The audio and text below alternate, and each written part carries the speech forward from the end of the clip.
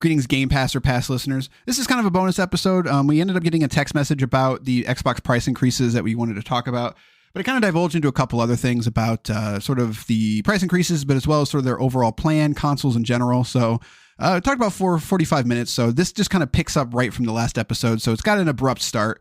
Just wanted to give you some context in case you didn't listen to Expedition 33. So if you didn't, go listen to that. But let us know what you think about your the Xbox price increases, consoles in general. 574-651-9256. Thanks for listening. So this hit the rounds a couple weeks ago. We're a little bit late just because of timing. Xbox is increasing the price of consoles and games. I've got something in my ear. Thank you, ad. Xbox Series X and S will be raising in price, as well as first-party games will be going from $70 to $80, starting with Fable, it sounds like, because that game did get pushed to next year. I don't think they've announced... God, they don't have any other first-party games announced this year, do they? Like they have Tony Hawk, but that's not a full-price game. So I'm really thinking Gears E-Day is not this year. Oh, Outer Worlds 2, I guess. That's their big game, I guess. So I wonder where that will be. But so games will be going to $80. Xbox Series S was $299 for the 512 gig version. Will be going up to $379, which is an $80 price increase. The Xbox Series S 1 terabyte will be going from $349 to $429, $80 price increase. Xbox Series X digital was $449, is now up to $549, which is a $100 increase. Xbox Series X was $499, will be going up to $599, a $100 increase. And Xbox Series X 2 terabyte Galaxy Special Edition was $599 and will now be going up to $729, which is a $130 difference. So wireless controllers, the limited edition, they're also going up from $79 to $89. Series 2 is going up $20, sorry, and the stereo headset's going up $10. And they cite what everyone else is citing, world scale economics, tariffs, take your pick. So I think this caught a lot of people off guard. I know I definitely didn't anticipate it for various reasons that we'll talk about. But so the email here says, on one hand, sort of inevitable with the current economic climate, but could this be the nail in the coffin moment for the Xbox Series S and X? You usually get away with higher prices when people are already wanting/needing to buy the right item. If you've already been struggling to make sales to begin with, why make it more expensive? How about you, Ambassador, try to play devil's advocate on this one? No. There is no, this doesn't make any sense. I can't play devil's advocate. Yeah, no. This is dumb. I was always against games going up in general, but if you're going up because of the tariffs, that's fine. It's responsible. So it's economic, whatever. But at the same time, that's not what you're doing. You're doing it under the guise of that. It's just like the COVID prices. You use COVID to up your prices, and then they never came back down. That's crazy. Right. They're doing the same thing. On that topic, this was the official response, and from Microsoft says, we understand these changes are challenging and they're made with careful consideration, giving market conditions and the rising costs of development. Looking ahead, we continue to focus on offering more ways to play more games across any screen and ensuring value for Xbox players. Now, that coming from Microsoft is an extremely interesting statement. And the reason I say that is because rising cost of development is not new. That's been a thing for a very long time.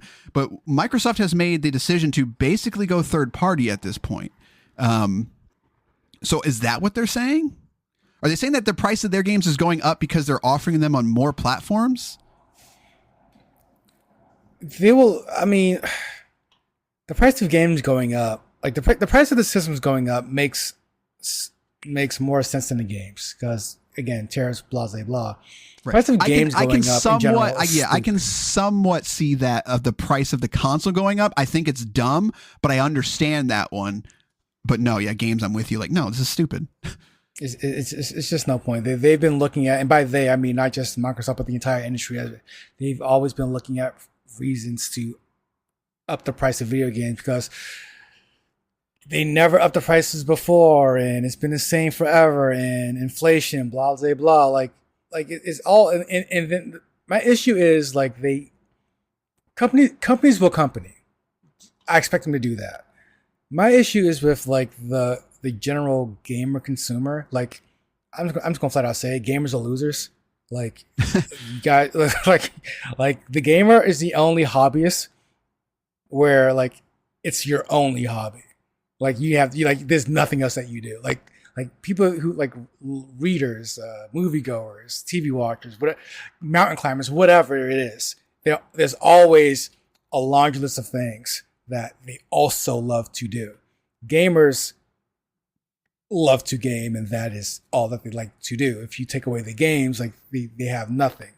So, which is not true though, but they behave that way. So, like what really grinds my gears is the gamers who are like, well, of course it has to go. It has to go up eventually. It's like it doesn't. And not only that, games have been offshooting the price of production for years now, since before you were born. Like whether it's NFL or NBA 2K having real in-game ads or battle passes or loot boxes or any sort of microtransaction, what major game release is coming out now and it doesn't, and it's not only is it fully finished game, but it doesn't have on just DLC. It doesn't have DLC coming in like less than 30 days. So I mean, like, let's be real, that should have been on the actual initial release.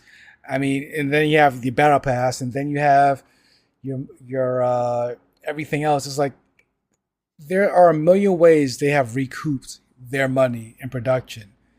They don't need to up the price $10 per unit. It's just stupid. It's unnecessary. But going up on the games, going up on the console, fine. I mean, I think don't buy it. I could argue that, yeah, like I could argue that it's, I understand that production of chips is out of control kind of thing. And we've also, we're reaching this pivotal point of we can't, we keep shrinking the dies, and that's not happening nearly as rapid as it used to. I'd be very curious to see the BOM on this. Like, did you really need to raise the price? Like, I don't know.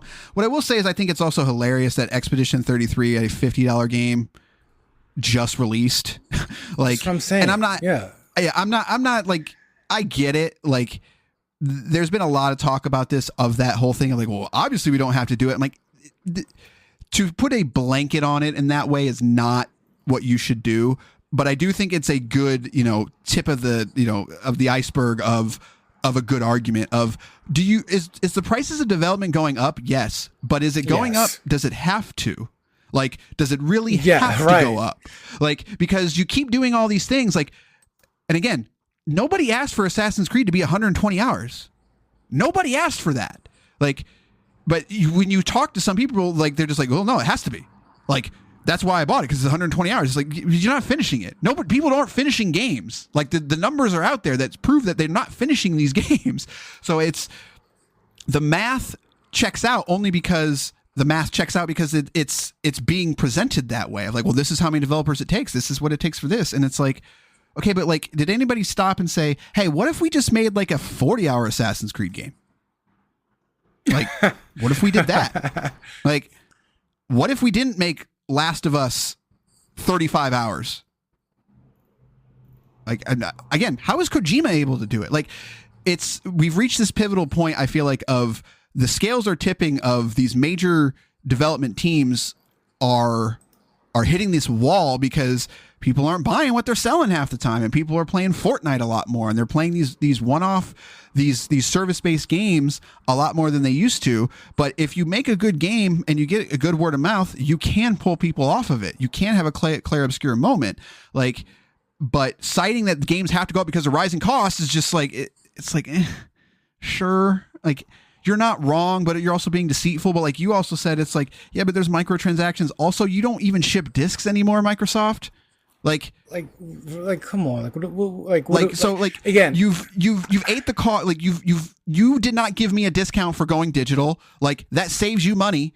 that saves you a lot of money, not having to ship me a disc, because shipping is what, $2-3 probably for you. A disc is 50 cents. Like, when it saves you $4.50 per disc per customer, that's a huge savings. We just ate that cost. Like, it's like you said, they've been mitigating their costs for a long time. So citing this, and also to me, it's the timing. Like, what? Why? You notice like Sony's going to do the same thing. They're going to do the same thing. It's just a matter of time. And people are also blaming Nintendo, because Nintendo like shot first with $80 for Mario Kart. But it's like you said, though, like Microsoft, the timing of it is the optics. Right. Like, Sony's going to do it too, but they're going to do it on. They already did. Like, oh, did they already announce it? No, they raised the price of their consoles in various territories since like 2-3 years ago. Like, they're already raising prices. So, like, yeah, I don't understand. Yeah, I mean, like, they know how to do a thing and just not make it a thing. Whereas Microsoft is like, this was like an announcement that didn't need to be announced per se. You know, like, it's such a weird thing. I don't know. But I do want to get to the root of this question too, of could this be the final nail in the coffin moment for Series X and S? It depends what your optics were. Like, Series X and S have been trailing off for quite some time now. I believe they're actually under Xbox One numbers. What I will say is that I'm on I will play devil's advocate in this moment, because I still believe firm that, like, I don't give a damn about consoles really, because they're all the same thing now. Like, there's this argument that's always going around about, like, Microsoft went third party, they shouldn't have done it. If they just would have got exclusives, their console would sell. And, like, I don't think that argument holds a lot of water anymore. Like, it used to be that way during the 360 PS3 era. It made sense for exclusives. That's how you got things. But at the same time, what are the top selling games on PlayStation right now? Forza and Indiana Jones, which are Microsoft games. So it's just like, people clearly aren't willing to go buy a console just for a couple games anymore. And I think part of that is because of there's these evergreen titles now of your Fortnites, of your Call of Duties, that, like, hey, I'm going to wait to this other release that's coming out. Like, I firmly believe Phil Spencer is right in this moment of the third-party exclusive and exclusives in general are going to slowly go away. They already are. I know people they're clowning on themselves with, like, PlayStation isn't third-party. They are. I will stand on that. They put their stuff on PC. They are third party now. They have published a Switch game. They are third party. Do they do it with every title? No. So Series X and S, PS5 are the most boring consoles ever. So that being said, I'm excited for the new generation, because I hope they at least differentiate themselves in a way that is meaningful other than green box or blue box. Final nail in the coffin, I think it's been... they've been dead. I don't know how else to say it. I mean, Sony's going to keep their boss, because, I mean, like, the fact, whether or not the fact of them being third party or not is whatever. I mean, the fact that they are third party is rather whatever. The other fact is, by presenting themselves as Sony, and if you come here for our games, like, they're going to sell their boxes the most, and that's where people are going to buy their Call of Duties, their third-party video games. I mean, like, that's going to be their bread and butter. Like, they built their brand, their legacy off one or two solo titles a year. So you buy it for that, and then it's like, oh great, now I could buy the rest of my third-party stuff on this box too. I mean, that's the war that Microsoft ended up losing. I don't think it was ever, on hindsight, I don't think it was ever it was, but I don't think it ended up being a race to let's see who has more exclusives. I think it was really a race to, it's an ecosystem. Who can appear to have the most exclusives, so that you buy the box here and then buy everything else here. The notion that, like, exclusive sold consoles, like, you're not wrong, but at the same time, like you said, it's not as simple as red box, blue box, or green box, whatever. Like, it's just not that simple. And the fact that Microsoft games are selling on PlayStation is the exact proof of it. There are some consumers that are that way. I'm not saying there's no one out there that bought an Xbox 360 just for Gears. I'm not saying that. What I'm saying is that there are far more customers other than that. They have to differentiate in many different ways. Some people got an Xbox because their friends had Xboxes. Some people got an Xbox because it was cheaper. Some people didn't buy a PS3 because it was $600. You know, like there's all these other factors that play into these things. And the reason that I say that like the consoles have become so boring is because they don't differentiate themselves at all. Whereas the Switch is by far the most compelling console to me because I think it's interesting. Like it's a very interesting prospect of switching, you know, from desktop or from TV to handheld. Like it's a really cool idea. So I guess to say it's the final nail in the coffin, like I think it's Microsoft just needs to just officially go third party if they have not already. Just stop making boxes. I don't know that they need to go third party. They need to make their boxes compelling. Like no, that's stop the making same thing boxes. that the Switch does. No, like stop making boxes. There exists a console for people out there. Like stop making boxes. I'm telling you right now, you're not going to beat Sony in the box making business. You're just not. I mean, they did it before. Like, not by the end of that. They start off ahead. Yeah, that's fair. No lifetime sales. No, not absolutely not. Sony will always win that run. It was a fun little run. It was a fun little back and forth. But if that's a 12-round fight, Sony's leaving with the belt again. Like that's what happens. Sure. I mean, but that's like that's the closest ref's decision ever. I mean, it's still a ref decision. Right. I'm not. But I'm saying is like they can compete. Like they shouldn't. Is what I'm saying. Just make not with the same strategy. Games. Yeah, what like if your strategy is just make a powerful box, that's what I'm saying. Like, yeah, if it's just make a powerful box, no, that's stupid. Like, and you know, there's the rumors of the Xbox handheld, and it's like that's an interesting play, but I have to see it first. I've got to see a price. Like, if I'm about to say, that's what it comes down to. If you undercut the Steam box, the Steam Deck, sure, but you have to undercut it. Right. Considering they just raised the price of Xbox Series X, I don't think they're going to do it. That's also stupid. Like the Switch already has the handheld market on lock. Right. Sony has the at-home box on lock, and PC is PC. I think like Xbox needs to go the way of Sega and just embrace that. Like you own Activision. Like just do it. And my question, I don't say question, I guess, is like I think the most interesting thing about, you know, Microsoft is they're clearly pivoting towards this play our games and, you know, this is an Xbox. That stupid ad. I get it though. At the same time, it's a very dumb way to present that. But if they released a console, a home console that ran x86, you could install Steam, you could install Epic, you could install Xbox, you could install technically PlayStation games because it has Steam. That's a very interesting play. Steam tried it. Valve tried it. Right. I would love that. They're not going to do that. It's too many security risks on that. That's an emulation machine at that point. I think they're going to try it. I really do because I hope they do, and I will jailbreak that thing day one. Like, but you wouldn't have to. Like, if it runs x86, like. It's that. What's the word I want to say here? It's just like you said though. Like you can't do it. You know what they're gonna do with it. Like I like it, but you can't do it. Why?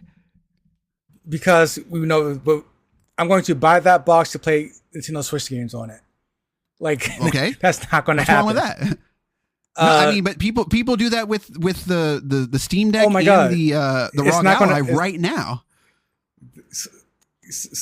Those I mean, we're being willfully obtuse at this point because we know if there's a box labeled Microsoft on it, and people are uploading content and sharing videos of them playing Switch games, Nintendo's going to say, "Hey, what's going on over there?" And it's going to shut down. Like they're not going to play that game. Like they're not going to play that game. I would love them to do it though. No, yeah,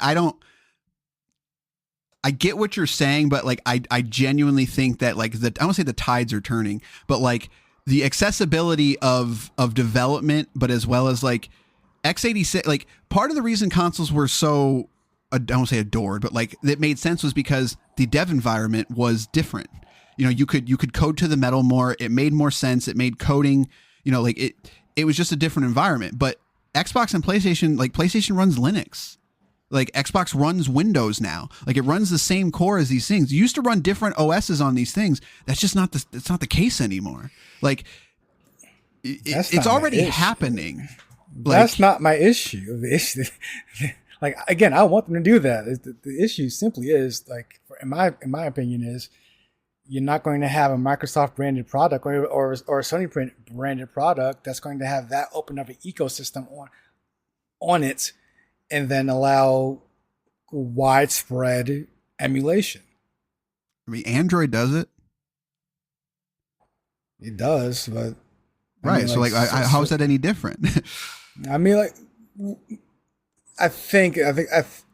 I don't know the specifics of why it's different, but it's clearly different when you're direct competitors. I think in an industry of gaming specifically, like Nintendo just won't allow that. I mean, to the point where if Nintendo could, I'm pretty sure like they looked into like stopping putting a kibosh on that, but probably said they couldn't because of this, that, and the other reasons. But if there's a Microsoft or Sony box and people playing Nintendo games on it, they're going to be very upset. It's not going to last long. Yeah, you just know that. You just know that with Nintendo, like. Yeah, I mean, I totally get what you're saying, but to me, it's just like that's already happening though. Like, and Nintendo's doing what they can to, you know, like they sued that emulator developer, and you know, like they're doing what they can to do that, but at the same time, like people. It's running rampant already. Like, and that's a good point. Like you can build your own PC, put your own software in there, and do that. Like that's what people do all the time. That's what we do every day. The issue is like if Sony and Microsoft are selling products to do that for Nintendo, Nintendo's going to come after the software person first. They're going to come after maybe the player, or the developer second, and then they're going to say like, hey, this is widespread on your console, Microsoft. Do something about it, or we will. Like, what's going on here? Like, it's just a matter of time. Like, you don't want to. That's fire you don't want to play with. If Microsoft wants to make a box or compete by making something physical, it's going to have to be. Honestly, it's going to have to be something completely, for lack of a better word, out of the box. You can't compete 1-to-1 with Sony with a box. You can't compete 1-to-1 with Nintendo with a handheld.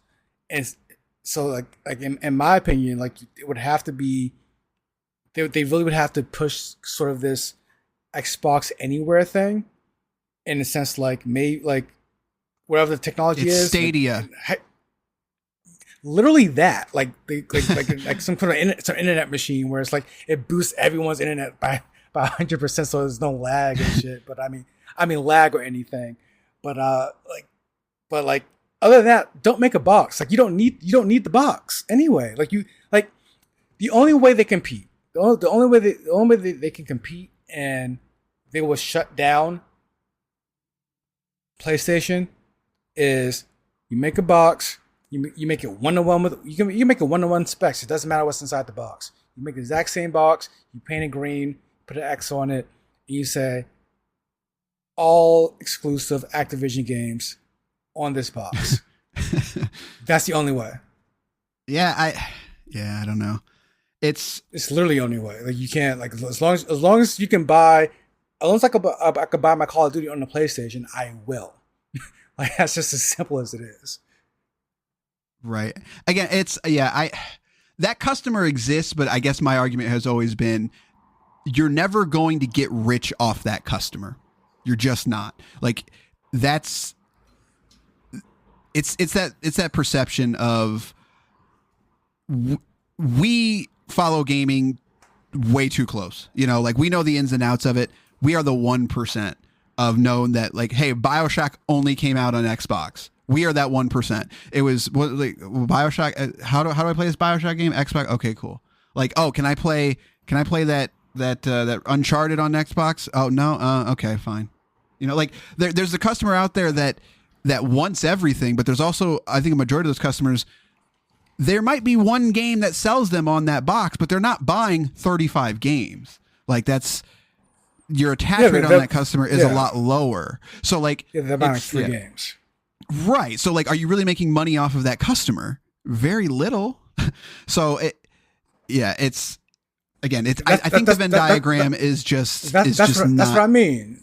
Don't make the box then. If you're going to make a box and you want to compete in that space, you have to make all your games exclusive. You own a quarter of the industry right now. Yeah. Well, it's going to be interesting to see how this all plays out because So we've beaten this to death at this point. It's going to be interesting. The final nail in the coffin for Xbox Series X and S, I think that was already... The Xbox has been a long time. Right. And it's, for me, like, I'm not with you in of like, just don't make the box. Like, no, you can make the box, but it has to be a compelling box. Like, I actually think the Xbox Series S, as much as people love to clown on it, like, I think it's the most compelling product that they have because it's different. It's stupid. Nobody cares. That's why I know I bought it. You can think it's compelling, but you're the 1%. By your own admission. I don't, but define nobody bought it. It's not selling well. like, what do you mean? Like, when I think of a product that does not sell well, like, I'm not saying Xbox is a home run by any means. I'm thinking the Xbox. I'm thinking the Series S. Yeah, we're on the same page. So it's Microsoft. They'll tell you it's not selling well. Sure. They will tell you that. Point.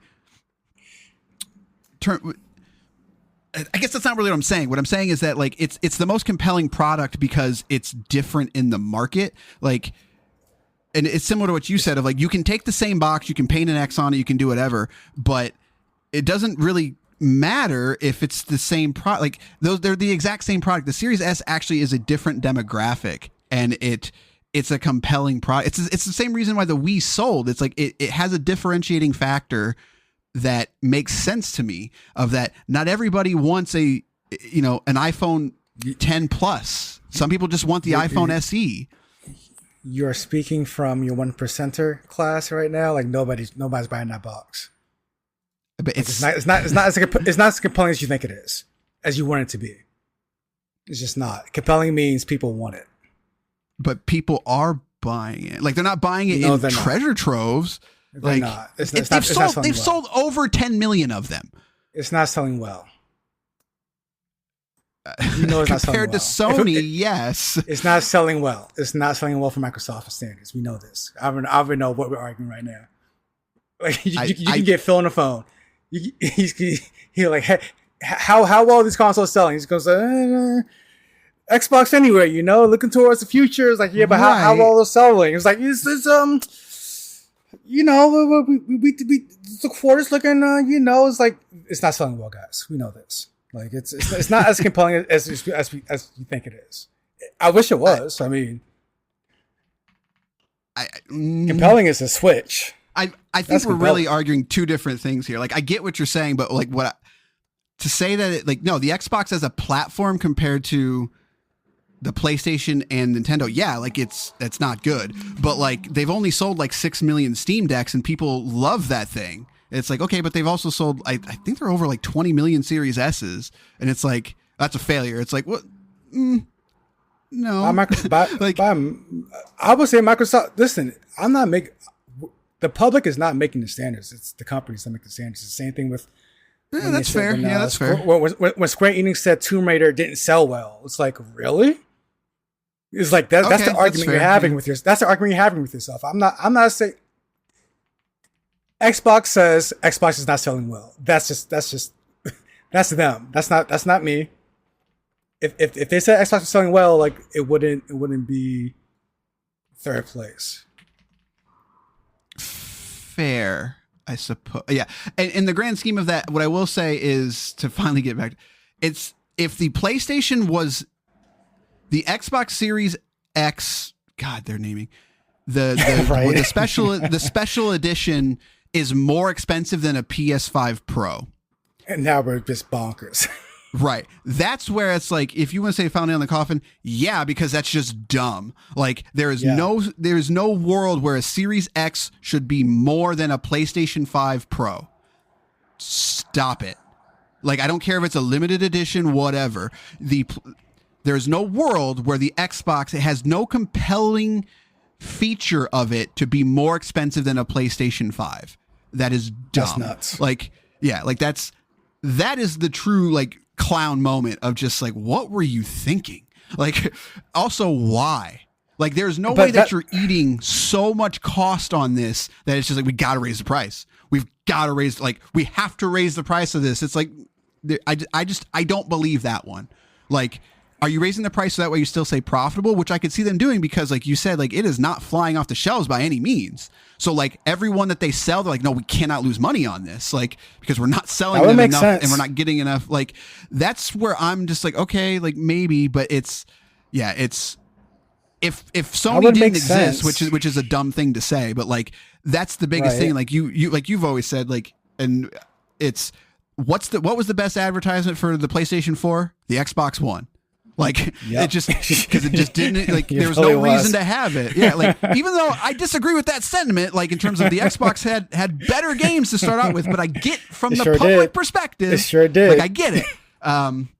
But yeah, no, like, when you compare it to the product next to it, and that, again, it goes back to, again, I think we're saying the same thing. Like, there's no compelling feature of it to be more expensive. There just isn't. Oh, absolutely not. Yeah, we're total agreement on that part. Right. So, like, if it had a reason to exist to be more expensive, if you could try to sell me on it, like, if Game Pass was included with it, okay, that's a compelling reason to charge more for it.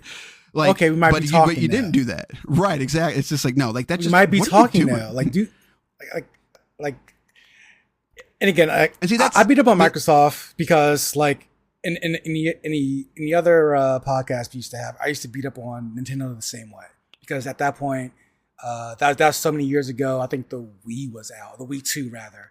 I'm just like, they have no games, guys, and the games they have are pretty good, but like, for the most part, they have no games. It sucks and whatever. And I would beat them up. It doesn't come from a place of hatred. It's honestly like, I want you. I have so many good memories with these platforms.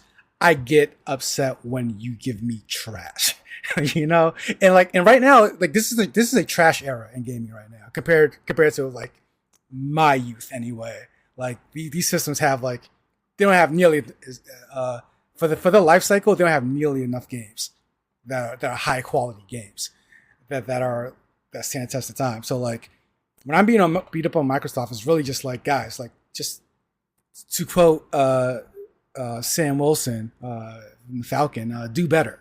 Like, right. just like, you know what people want. Like, the fact that they're making a Gears of War collection, and the rumor is there's no online play.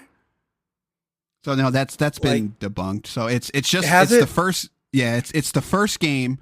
It's a remaster of a remake, because that's what we do. It's the first game, and it's got everything in it. It's got multiplayer, etc. And it's coming out on PC and PlayStation and Xbox.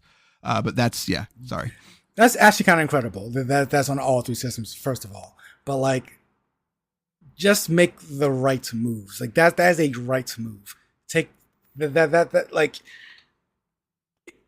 it's almost obvious what to do, like, and what not to do. Like, don't shadow drop your Oblivion remake, right?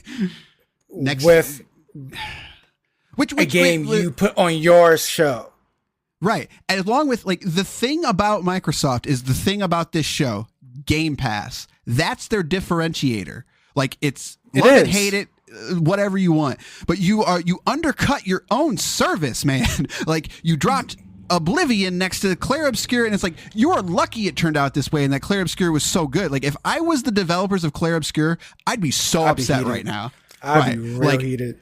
Like, it's just like, bro, like, could you give me a phone call at least? Like, come on. Like, yeah. So that was. But it's something Sony would never. It'd be like if Sony had this on their show and then shadow dropped Demon Souls remake. the same right. way. It's like, no, but it'd be Bloodborne. Like, yeah, Bloodborne. Yeah, that one. Yeah, it's like you guys are just, why would you do this? Like, I don't know. Right.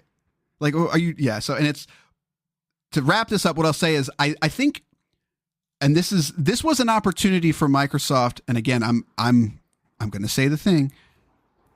They should have kept Series S at the price that it was. Like, that could be your differentiator because of the price at this point. The price of the PS5 has gone up. It's probably going to go up again. So, sure and will. also And the Switch 2 is $450. So, like, having a box that was $300 in this economy, that actually, again, it's a differentiator. It's not the best console by any means. Like, that's the compelling part right there. Yeah, like if somebody comes to me and is just like, is the Series S a fantastic console? No, you're going to make sacrifices. The question is, do you care? Like, do you care that the foliage in Doom the Dark Ages is less? Do you care that it's a little bit more blurry? Like, do you care about those things?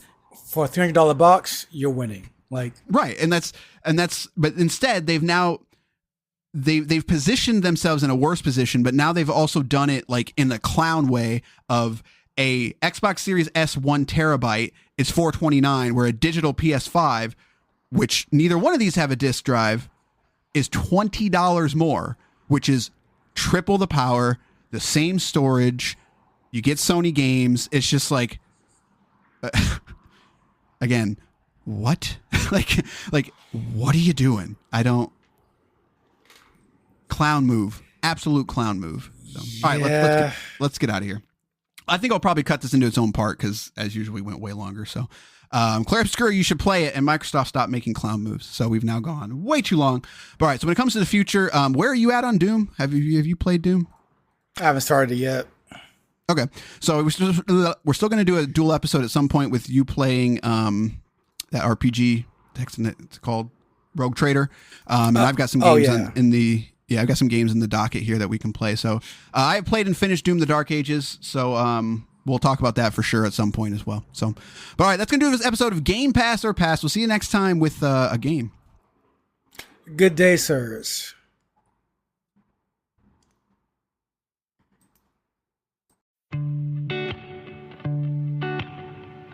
My name is Lily, and I've had hidradenitis suppurativa, HS, for years. I finally found some relief since taking Cosentyx. Relief means I can show up more. Cosentyx secukinumab is prescribed for adults with moderate to severe hidradenitis suppurativa, HS. Don't use it if you're allergic to Cosentyx. Before starting, get checked for tuberculosis. An increased risk of infections and lowered ability to fight them may occur, like tuberculosis or other serious bacterial, fungal, or viral infections. Some are fatal.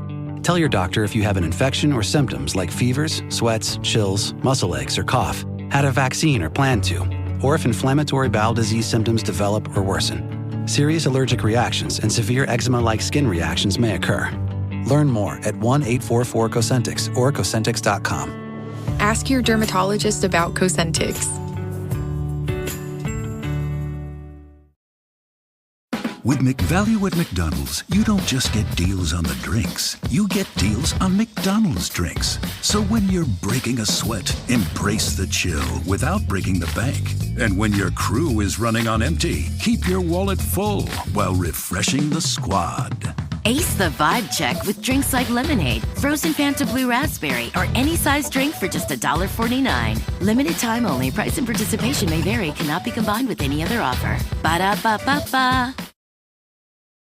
Having the right people in your corner for life's biggest milestones makes all the difference. Like a friend who's there when you're house hunting or checking out a new ride, State Farm is there too, helping you choose the coverage you need. With a State Farm agent, you know someone is there to help you along the way. And with so many coverage options, it's nice knowing you have help choosing a plan that fits your needs, so you can continue celebrating all of life's milestones. Like a good neighbor, State Farm is there.